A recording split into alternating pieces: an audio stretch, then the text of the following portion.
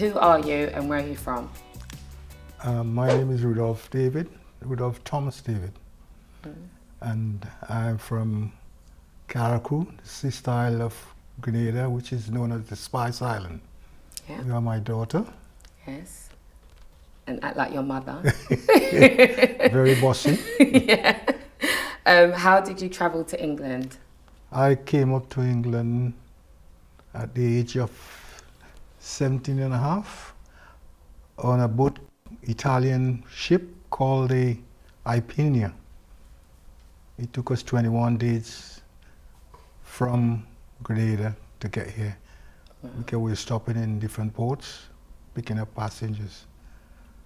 You said you had a lot of fun on that boat as well, Oh, didn't yes, you? I did. Because I always thought it was a tiny boat, but it wasn't. No, it was a massive ship. It's like this tourist ship. Yeah. And what did you do? What did you get up to? Well, we had a lot of fun on the boat. It was good at pictures, you go to dance. You had a cinema on the boat? And they had cinema, Wow. swimming pool. Oh. And the best thing we enjoyed was the wine at dinner time. Do you remember what you thought when you your first time you saw me? Oh, I thought, oh, what a beautiful child. Ah.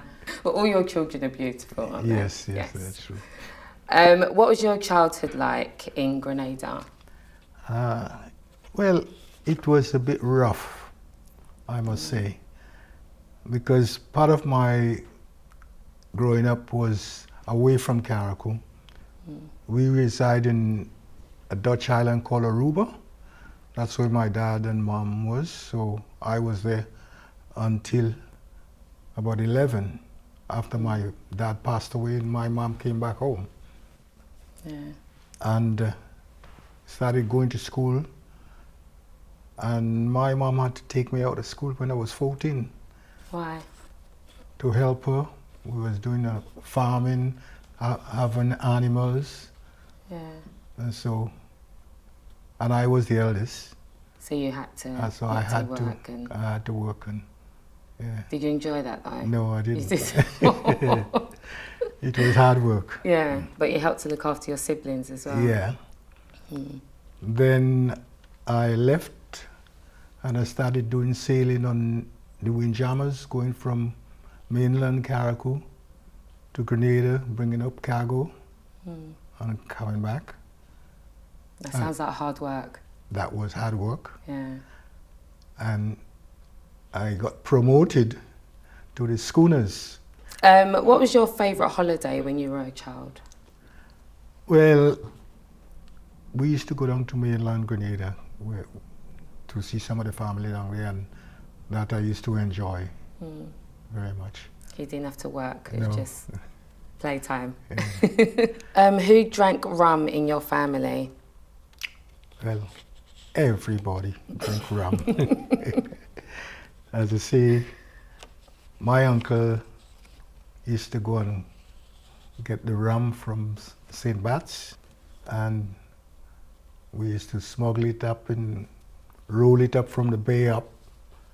You know the distance that is. Yes. This big cask. Yeah, roll it up in Full the of hot rum. sun, full of rum, and hide it in the bushes. So when we go and take out the demijohns and siphon it and to sell. And do you get the money when you sold No, I didn't. it? You got some rum though? Well, I was drunk by the time I finished siphoning it. When did you first become aware of rum? At an early age, really, because they used to use rum for everything. If you have a headache, they tell you to sap your head with rum. Yeah, you've done that to me before. And if you got pains in your knees, Yeah, soak it with rum. yeah. If you got a tummy ache, drink a little bit of rum water. So it was a medication. Where were your parents and families from? Well, my dad was from mainland Grenada and my mother from Carriacou. And but they lived in Carriacou eventually because they had a house there. and we settled in Carriacou until my uncle Eli was like a father to me, well, to us. And I remember in 1955 there was a hurricane called Janet. And my uncle and my sister just come up on the boat that evening. Oh gosh. And it's a good thing he was there with us, because in the old days we had a house and you had a separate building for the kitchen. It wasn't inside the house? No, it was a separate house. Okay. And my uncle said, we better get out of the house, and go in the kitchen, because the kitchen was smaller and lower. And we were in there, and all of a sudden we just hear boom.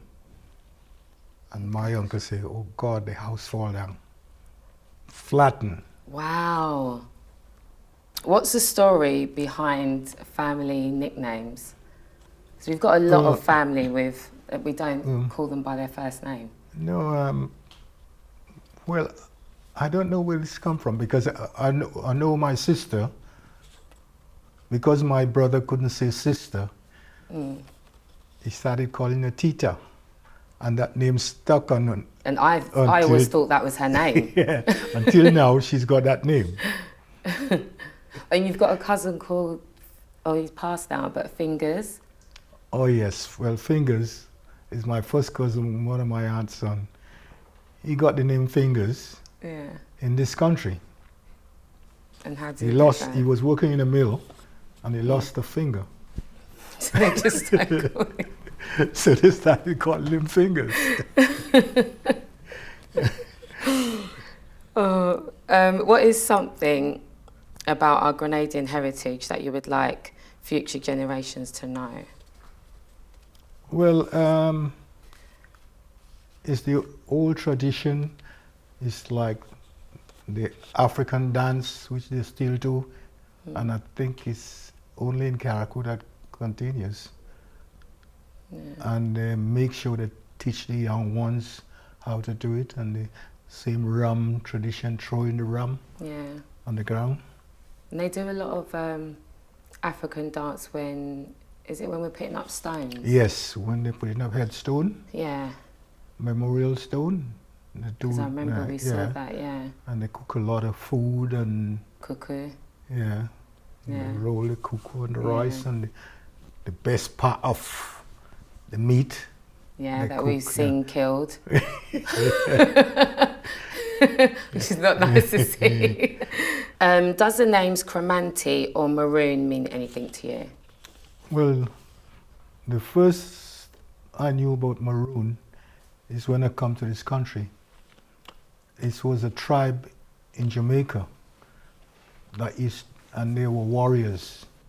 Okay. And they helped to fight off the British in Jamaica. There was really the mountain people. And that's the first I know about the Maroons. Okay, I never heard of Maroon. What stories did your elders tell you about the village, traditions, any scandals? Well, no. All I know is I used to go around with my uncle and cousin, and I used to like, when they're breaking the horses, they used to go on the beach, and run the young horses on the beach. That's how they used to break them. Okay. In case you fall down, you got a soft landing. Yeah. Gosh. So again, my uncle Eli was the first who put me up on a horse. Yeah. Have you been on one again? Yeah. No, not here. No, not the same here. What fragments or African, Black or Indian customs remained in your family despite colonialism? Yeah, well, say it's like the big drum dancing, and it's like the pouring of the rum. It's an African ritual. And we've kept that, haven't we? And we kept that going. Yeah. That's it. A little. I've had it a few times. Yeah, I had to hide it away from her. Hey, cheers. Cheers Cheers, Dad. and good luck. It's nice. It's finished.